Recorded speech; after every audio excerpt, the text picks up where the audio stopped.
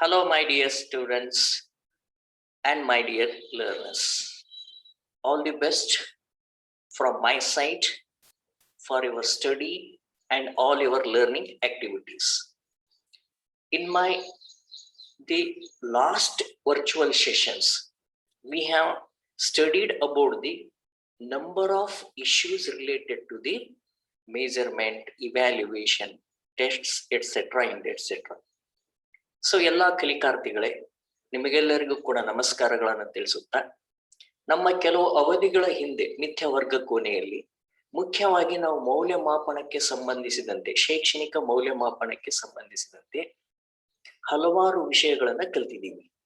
ಮೌಲ್ಯಮಾಪನ, ಅಳತೆ, ಮಾಪನ, different types of the testings, tools of testings, holistic evaluations, okay, 3D diagrams. So these are the some aspects that we have. And what are the steps of the evaluation? They too, we studied it some of the aspect in the educational evaluation. ಮೌಲ್ಯಮಾಪನಕ್ಕೆ ಸಂಬಂಧಪಟ್ಟಿರತಕ್ಕಂತಹ ಕೆಲವು ಸಂಗತಿಗಳನ್ನ ನಾವು ಮುಖ್ಯವಾಗಿ ಕಲ್ತಿದ್ದೀವಿ. ಅದರಲ್ಲಿ ಒಂದು ಯಾವುದು ಅಂತಂದ್ರೆ techniques of evaluations. One of them, what we have studied was the techniques of the evaluation. ಮುಖ್ಯವಾಗಿ ಅದರ ಬಗ್ಗೆ ಒಂದೆರಡು ಪಾಯಿಂಟ್ಗಳನ್ನ ನಾವು ಗಮನದಲ್ಲಿಟ್ಟುಕೊಂಡು then we will move ahead with the one more aspect called as tools of evaluation. Techniques are the tests and other items used for measuring growth in particular learning outcomes. So this one you have to understand first. It is measuring the growth in particular learning outcomes. Particular means, okay, sometimes you can take any kind of the, say for example, pictorial representation. What is the place of origin of? What is the origin place of Ganges? Ganga ನದಿಯ ಏನು ಹುಟ್ಟಿದ ಸ್ಥಳ ಯಾವುದು, ಅಥವಾ ಕಾವೇರಿ ನದಿಯ ಹುಟ್ಟಿದ ಸ್ಥಳ ಯಾವುದು? ಇದು ಸಿಂಪಲ್, ನಿಮ್ಗೆಲ್ಲರಿಗೂ ಗೊತ್ತೇ ಇದೆ, ಹೌದಾ? ಹಾಗಾದ್ರೆ ಅದರ ಒಂದು ಮ್ಯಾಪ್ನ ಮೂಲಕವಾಗಿ ನೀವು ತೋರಿಸ್ಬೇಕಾದಪ್ಪ ಅಂದ್ರೆ ವಿದ್ಯಾರ್ಥಿಗಳನ್ನ ಕರೆದು ಅದನ್ನು ಗುರುತಿಸುವಂತೆ ಹೇಳ್ತೀರಿ. Understand my point? ಒಂದು ಸಿಂಪಲ್ ಪ್ರಶ್ನೆಯನ್ನ ಕೇಳ್ತೀರಿ ಅಷ್ಟೇ. So this is nothing but the one question items used for measuring in particular learning outcomes soon after showing the map as well. Students sometimes say like this: Talakaveri is the origin place of the river Kaveri. Understand my point? Mahabaleshwar is the origin place of the Krishna river. Like that, the students will come out with just a simple testing item, just ಒಂದು ಸಣ್ಣ ಒಂದು ಪ್ರಶ್ನೆಯ ಮೂಲಕವಾಗಿ ನೀವು ಎಷ್ಟರ ಮಟ್ಟಿನ ಒಂದು ಕಲಿಕಾ ಫಲ ಕಂಡು ಬಂದಿದೆ, ದಟ್ ಈಸ್ ಮೋಸ್ಟ್ ಇಂಪಾರ್ಟೆಂಟ್. ಎಷ್ಟರ ಮಟ್ಟಿನ ಒಂದು ನಿರ್ದಿಷ್ಟ ಕಲಿಕಾ ಫಲ ಕಂಡು ಬಂದಿದೆ ಅನ್ನೋದು ಆಯಾ ಸಂದರ್ಭಕ್ಕೆ ಅನುಗುಣವಾಗಿ ನೀವು ಒಂದು ಕಲಿಕಾ ಫಲವನ್ನ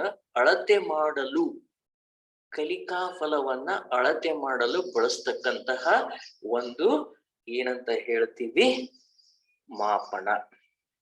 ಓಕೆ, ಸೊ ಒಂದು ಏನಂತ ಹೇಳ್ತೀವಿ, ತಂತ್ರ ಅಂತಲೂ ಕೂಡ ನಾವಿಲ್ಲಿ ಹೇಳ್ತೀವಿ. Okay, and then what is meant by tools of evaluation? This is the main aspect that we are going to be learning in this period. ಈ ಮೌಲ್ಯಮಾಪನದ ಸಾಧನಗಳು ಇದು ಏನಿದೆಯಲ್ಲ, ಈ ಒಂದು ಪರಿಕಲ್ಪನೆಯ ಕುರಿತಾಗಿ, ಈ ಒಂದು ಕಲಿಕಾ ಒಂದು ಅಂಶದ ಕುರಿತಾಗಿ ಇಂದಿನ ಅವಧಿಯಲ್ಲಿ ನಾವು ಸ್ಟಡಿ ಮಾಡ್ತಾ ಇದ್ದೀವಿ. I will repeat, today we are going to learning about tools of evaluation in this period. My dear students, ಇಂದಿನ ಒಂದು ಅವಧಿಯಲ್ಲಿ ನಾವು ಮೌಲ್ಯಮಾಪನದ ಸಾಧನಗಳ ಬಗ್ಗೆ ಅಧ್ಯಯನವನ್ನ ಮಾಡ್ತಾ ಇದ್ದೀವಿ. ಮೌಲ್ಯಮಾಪನದ ಸಾಧನ, tools of evaluation. Okay, Now let us move on to this one here. I will go slower so that it will help you to understand some of the difficult concepts here. Tools are the instrument used for measuring learning outcomes like question paper, observation schedules, rating scales, checklists, etc. This is most important. Tools are instrument. That is the most terminology we are oftenly used whenever the term comes tools. ಯಾವಾಗ ನಮ್ಮ ಸಾಧನಗಳು ಅಂತ ನಾವು ಹೇಳ್ತೀವಪ್ಪ ಅಂದ್ರೆ ಅದು ಸಾಧನಗಳು ಅಂದ್ರೆ instrument ಆಗಿರ್ತೈತಿ. ಅಳತೆ ಪಟ್ಟಿ ಇದೆ, measuring scales. Students are using the scale in their compass material. They will use for the length. How much is the length? They draw the triangle. They draw the circle with the help of the measures. What they take it with the help of the scale. ಅಳತೆ ಪಟ್ಟಿ ಏನಿದೆಯಲ್ಲ ಅದು ಒಂದು ಸಾಧನ ಅಂತ ಕೂಡ ನಾವಿಲ್ಲಿ ಕರಿತೀವಿ. It is A physical item. Understood my point? ಇಲ್ಲಿ ಸಾಧನ ಅಂದ್ರೆ ಅದೊಂದು ಫಿಸಿಕಲ್ ಐಟಮ್ ಆಗಿರ್ತೈತಿ. ನಿಮ್ದು ವೇಟ್ ಮಾಡ್ಬೇಕಾದ್ರೂ ಕೂಡ, ಹೈಟ್ ನೋಡ್ಬೇಕಾದ್ರೂ ಕೂಡ ನಾವು ಆ ಸಾಧನವನ್ನ ಬಳಸ್ತೀವಿ. ಆದ್ರೆ ಟೆಕ್ನಿಕ್ಸ್ ಅಲ್ಲಿ ಆ ತರ ಮಾಡೋದಕ್ಕಾಗೋದಿಲ್ಲ. Understand my point? So therefore, but techniques are the part of the tools as well. ಅವು ಟೆಕ್ನಿಕ್ಗಳು ಈ ಒಂದು ಟೂಲ್ ಸಾಧನದಲ್ಲಿ ಕಂಡು ಬರ್ತಿಕ್ಕಿರ್ತಕ್ಕಂಥ ಅಂಶಗಳು. ಸಪೋಸ್ ನೀವು ಒಂದು ಪ್ರಶ್ನೆ ಕೇಳ್ಬೇಕಾಯ್ತಪ್ಪ ಅಂದ್ರೆ, suppose what you want to administer the oral test. You are going to writing the questions what you wanted to ask it. You are going to writing it on the paper there. Understand my point? So that paper itself is the instrument for it to ask the questions. That question items are the techniques here. Okay, ಆ ಪ್ರಶ್ನಾಂಶಗಳು ಏನಂತ ಕರಿತೀವಿ ನಾವಲ್ಲಿ? ಟೆಕ್ನಿಕ್ಗಳು ಅಂತ ಕರಿತೀವಿ. Okay, these are also used to measure the learning outcomes as well. Okay, like the techniques, what it exactly measures that growth of the learning outcomes. ಯಾವ ರೀತಿಯಾಗಿ ತಂತ್ರಗಳು ಈ ಒಂದು ವ್ಯಕ್ತಿಯ ಬೆಳವಣಿಗೆ, ಕಲಿಕಾ ಬೆಳವಣಿಗೆಯಲ್ಲಿ ಯಾವ ರೀತಿ ತಮ್ಮ ಒಂದು ಪಾತ್ರವನ್ನು ವಹಿಸಿದೆಯೋ ಅದೇ ರೀತಿಯಾಗಿ ನಾವಿಲ್ಲಿ ಈ ಅಂಶಗಳನ್ನ ಗಮನಿಸಬಹುದು. Okay, then what are the tools we are using? We are using the tools question papers, surely, maybe semester wise question paper, unit test question paper, annual examination question papers. Okay, generally we are preferring this one. Observation schedules, we'll come to know it later on. Okay, ವೀಕ್ಷಣ ಸೂಚನಾ ಪಟ್ಟಿಗಳು ಅಂತ ಕರಿತೀವಿ, schedule ಅನುಸೂಚಿಗಳು. Okay, observations, schedules, ಅನುಸೂಚಿಗಳು. ನಂತರದಲ್ಲಿ rating scale, ದರ್ಜಾ ಮಾಪನೆಗಳು, check ಲಿಸ್ಟ್ಗಳು, ತಾಳೆಪಟ್ಟಿಗಳು ಮುಂತಾದವುಗಳನ್ನ ನಾವು ಈ ಸಂದರ್ಭದಲ್ಲಿ ಟೂಲ್ಸ್ ಆಫ್ ಇವ್ಯಾಲ್ಯೂಯೇಷನ್ ಅಂತ ನಾವಿಲ್ಲಿ ಹೇಳ್ತೀವಿ. Okay, observation is a technique, whereas checklist is a tool. Here we will come to know it exactly. What is meant by technique and tool with the help of this relatively comparable that example. Okay, ಒಂದು ಉದಾಹರಣೆಯ ಒಂದು ಸಾಪೇಕ್ಷವಾಗಿ ಹೋಲಿಕೆಯ ಮೂಲಕವಾಗಿ ನಾವು ಹಾಗಾದ್ರೆ ಇಲ್ಲಿ technique ಅಂದ್ರೇನು, ತಂತ್ರ ಅಂದ್ರೇನು, ಹಾಗಾದ್ರೆ ಟೂಲ್ ಅಂದ್ರೇನು, ಒಂದು ಉದಾಹರಣೆಯನ್ನ ತೆಗೆದುಕೊಂಡು ನಾವು ಹೇಳ್ತಾ ಇದೀವಿ. ಸೇ ಫಾರ್ ಎಕ್ಸಾಂಪಲ್ ಹೇಳಿದ್ರು, ಅಬ್ಸರ್ವೇಷನ್ ಇಸ್ ಎ ಟೆಕ್ನಿಕ್. ವೀಕ್ಷಣೆ ಮಾಡೋದು ಒಂದು ತಂತ್ರ. Whereas checklist is a tool. Okay, checklist ಅಂತಂತಂದ್ರೆ ನಿಮ್ಗೆಲ್ಲ ಗೊತ್ತಿದೆ. ನೀವು ಪರೀಕ್ಷೆ ಈಗ ಯಾವ್ದಾದ್ರು ಅಪ್ಲಿಕೇಶನ್ ಹಾಕ್ಬೇಕಾಯ್ತಪ್ಪ ಅಂದ್ರೆ ನೀವು ಟಿಕ್ ಮಾಡ್ತಾ ಹೋಗ್ತಿರ್ತೀರಿ. ಹೌದು, ನಿಮ್ದು ಏನೋ SSLC marks card, PUC marks card, income certificate, right mark ಮಾಡ್ತಾ ಹೋಗ್ತಿರ್ತಲ್ಲ. ತಾಳೆ ಪಟ್ಟಿ, ತಾಳೆ ಆಗ್ತಾ ಇದೆಯೋ ಇಲ್ವೋ? ತಾಳೆ ಅಲ್ಲ, ಮತ್ತ ತಾಳೆ. ಓಕೆ, ತಾಳೆ ನೀವು ಕಳಿಸ್ತಕ್ಕಂಥ ಅಪ್ಲಿಕೇಶನ್ಸ್ಗಳು ಎಷ್ಟು ಅದಾವು, ಏನೇನ್ ಅದಾವು, ಅದರ ದಾಖಲೆಗಳು ಎಷ್ಟು ಚೆಕ್ ಮಾಡ್ತಾ ಹೋಗ್ತಿರ್ತೀರಿ. ಇನ್ಕಮ್ಮು, ಕನ್ನಡ ಮೀಡಿಯಮ್ದು, ಇಂಗ್ಲಿಷ್ ಮೀಡಿಯಮ್ದು, ಸ್ಟಡಿ ಸರ್ಟಿಫಿಕೇಟು, ಓಕೆ, ನಿಮ್ SSLC ಮಾರ್ಕ್ಸ್ ಕಾರ್ಡು. ಸೊ ಯಾವುದೇ ಒಂದು ಹುದ್ದೆಗೆ ನೀವು ಹಾಕ್ಬೇಕಾತಪ್ಪ ಅಂತಂದ್ರೆ ನೀವು ಬಳಸ್ತಾ ಇರ್ತೀರಿ ಚೆಕ್ ಲಿಸ್ಟ್. ಇಲ್ಲಿನೂ ಕೂಡ during your teaching learning processes also, with respect to certain students, with respect to their learning level and the growth, we are also following and implementing checklist. Okay, to go for the checklist, once again we will go ahead with the observations. One example I will take it here. ಒಂದು examples ಏನು, ತರಗತಿಯಲ್ಲಿ ಅಥವಾ ತರಗತಿಯ ವರ್ಗ ಕೋಣೆಯಲ್ಲಿ ವಿದ್ಯಾರ್ಥಿಯ ಕಲಿಕಾ ನಡಾವಳಿಗಳು ಅಂತ ಒಂದೇನಿದೆ, ಚೆಕ್ ಲಿಸ್ಟ್ ಇದೆ. ಕಲಿಕಾ ನಡಾವಳಿಗಳು, students learning behaviour, okay, in the classroom. In the class, one item I will select it. One item I will select it. Okay, student is actively participating. Okay, yes or no, you have to write it. If it is yes, tick mark yes, otherwise no. Understand my? Student is responding to the question. Yaru, you can select any one student. By selecting any one student, his profile of learning abilities in the classroom, you can come out with it. Okay, student E, student exhibit the leadership character. ವಿದ್ಯಾರ್ಥಿಯು ನಾಯಕತ್ವದ ಗುಣವನ್ನ ಏನ್ ಮಾಡ್ತಿದ್ದಾನೆ, ಪ್ರದರ್ಶಿಸುತ್ತಾನೆ. ಯಾವ ವಿದ್ಯಾರ್ಥಿ, ನೀವು ಯಾರ ವಿದ್ಯಾರ್ಥಿಯನ್ನ ನೀವು ಗಮನಿಸಬೇಕಂತ ಮಾಡಿರ್ತೀರಿ, to whom or whom you wanted to observe and note down their behavioral attitudes, you have to go for the checklist and what are the attributes of the learning in the classroom, behavior in the classroom with respect to that particular students.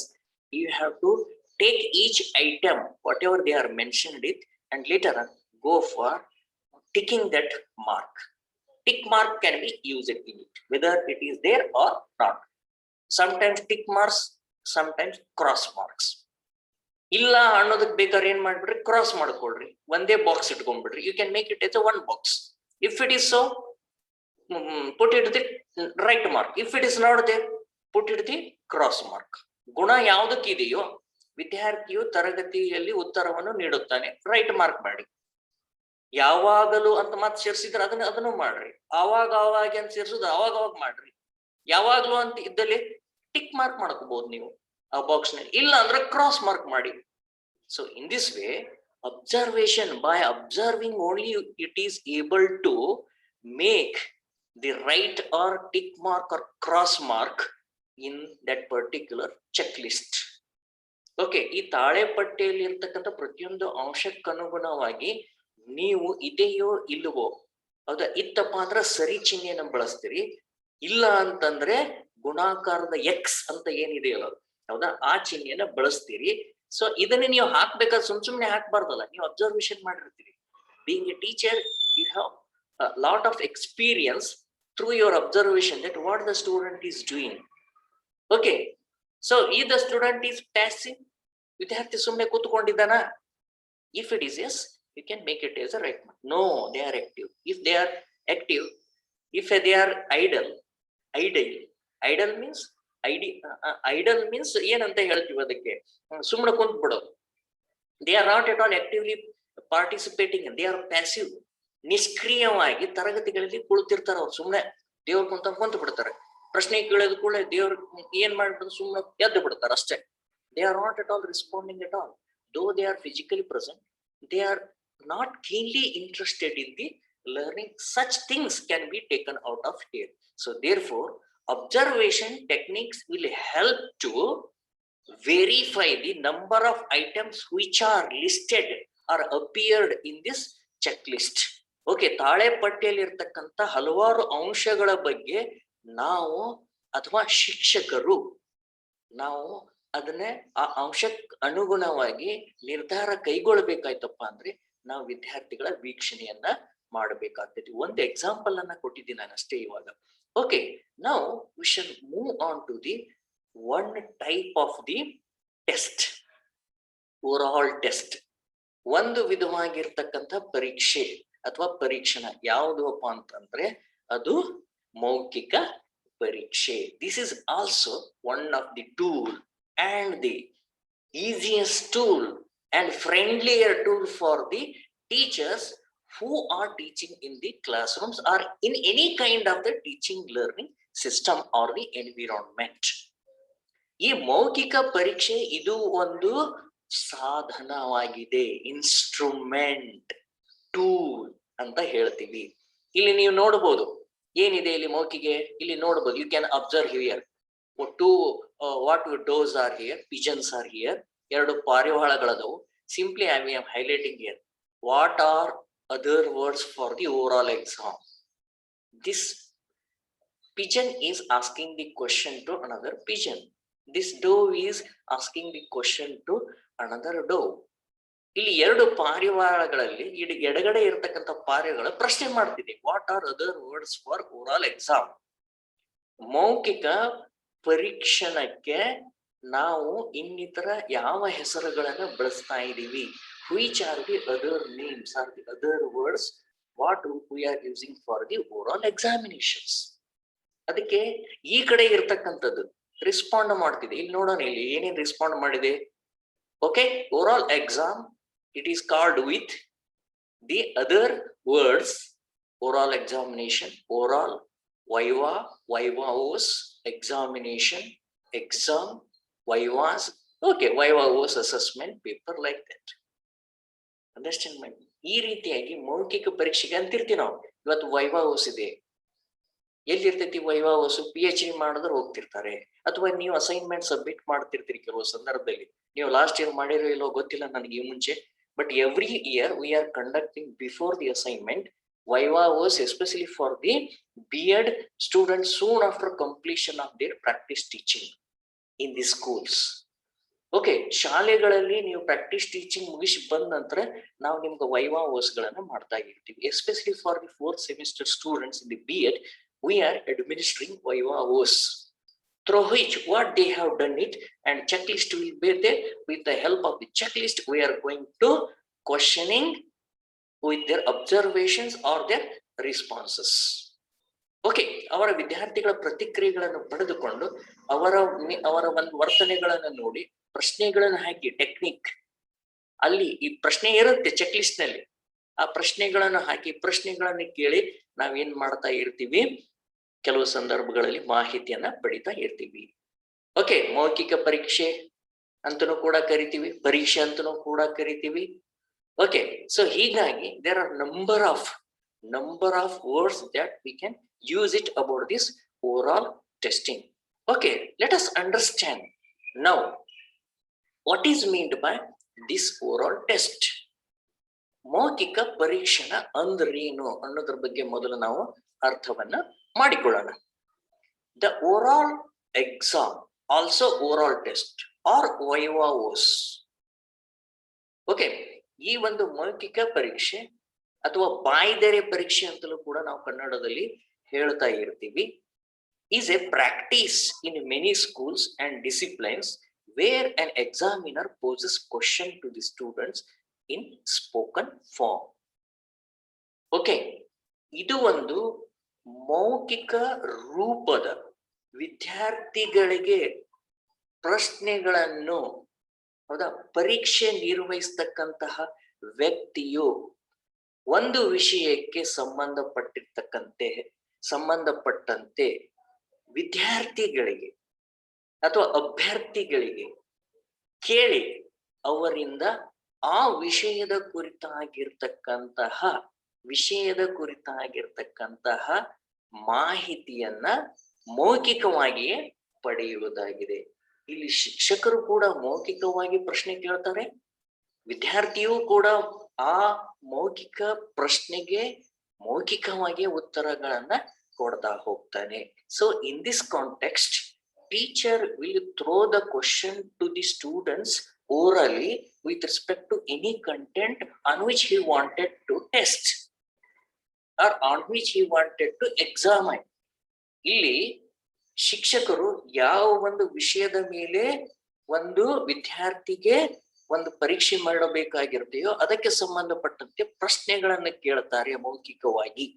So ವಿದ್ಯಾರ್ಥಿಯು ಕೂಡ ಕೇಳಿದ ಪ್ರಶ್ನೆಗೆ ಅದೇ ವಿಷಯಕ್ಕೆ ಸಂಬಂಧಪಟ್ಟಂತೆ ಮೌಖಿಕವಾಗಿ ಉತ್ತರಗಳನ್ನ ನೀಡ್ತಾನೆ. ಇದು ಹೆಚ್ಚಾಗಿ ಮುಖಾಮುಖಿಯಾಗಿ ನಡೀತಕ್ಕಂತಹ ಒಂದು ವ್ಯವಹಾರವಾಗಿದೆ ಅಥವಾ ಸಂದರ್ಭವಾಗಿದೆ. It is a context where in teacher and students they will make the conversation or citing the questions and replying the answer in the face-to-face mode.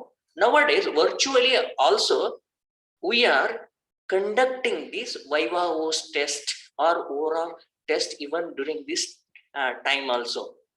ಇಂದಿನ ಒಂದು ಸಂದರ್ಭಗಳಲ್ಲಿ ನಾವು ಕೆಲವೊಂದು ಸಂದರ್ಭದಲ್ಲಿ ಏನ್ ಮಾಡ್ತಾ ಇದೀವಿ ಅಂದ್ರೆ, ಈ ಔಪಚಾರಿಕವಾಗಿ ನಡೀತಕ್ಕಂಥದ್ದು ಮುಖಾಮುಖಿ ದೈಹಿಕವಾಗಿರ್ತಕ್ಕಂತಹ ಪ್ರೆಸೆನ್ಸ್, ಓಕೆ, ಅದು ಇದ್ದೇ ಇದೆ. ನಾವು ತರಗತಿಗಳಲ್ಲಿ ಅದನ್ನ ಕೈಗೊಳ್ತಾ ಇದೀವಿ. ಆದ್ರೆ ಇಂತಹ ಒಂದು ಸಂದರ್ಭಗಳಲ್ಲಿ ಕೂಡ ಕೆಲವೊಮ್ಮೆ ಓವರಾಲ್ ಆಗಿ ಮಿಥ್ಯ ವರ್ಗ ಕೋಣೆಯ ಮೂಲಕವಾಗಿ using video conferencing app, using internet applications, we are also conducting the overall or the viva voce test.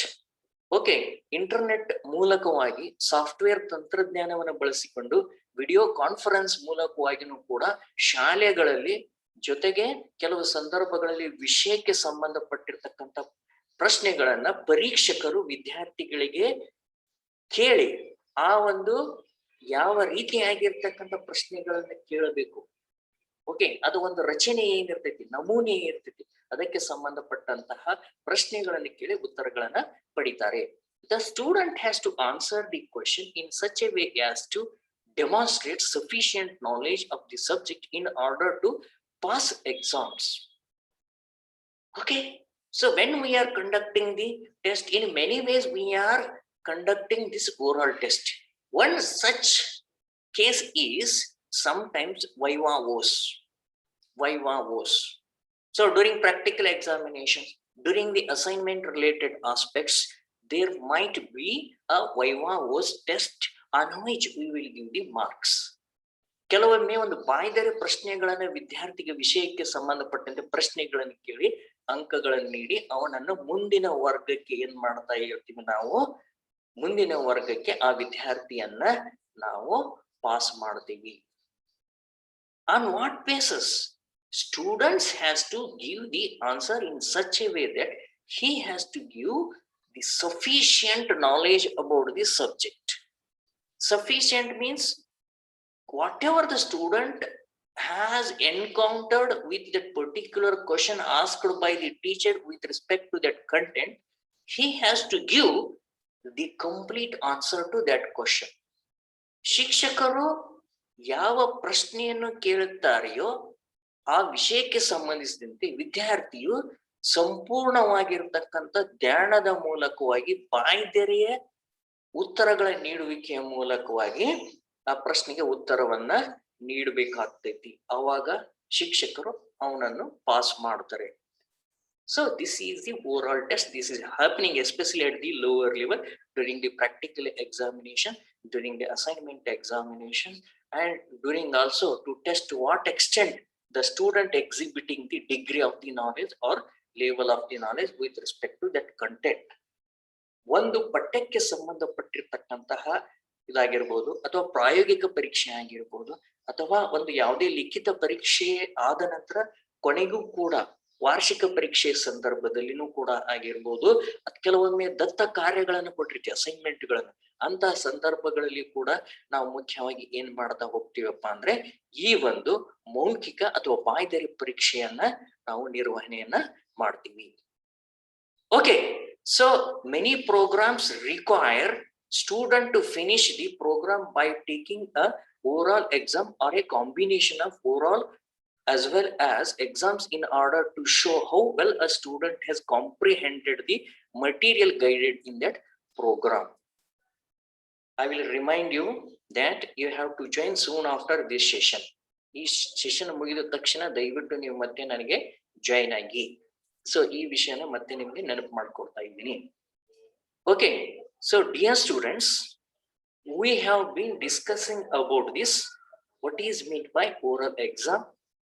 Understand tools of evaluation in this period, and we have studied some of the aspects in this oral exam mainly related to the meaning of the oral exams as well as oral test as well as the tools of the evaluation. ಪ್ರೀತಿ ವಿದ್ಯಾರ್ಥಿಗಳ ಇಂದಿನ ಅವಧಿಯಲ್ಲಿ ನಾವು ಈ ಪರೀಕ್ಷೆಗೆ ಸಂಬಂಧಪಟ್ಟಿರ್ತಕ್ಕಂಥ ಸಾಧನ ಟೂಲ್ಗಳು ಮತ್ತು ಮೌಖಿಕ ಪರೀಕ್ಷೆಯ ಬಗ್ಗೆ ಅಧ್ಯಯನವನ್ನ ಮಾಡಿದ್ದೇವೆ. Okay, thank you very much.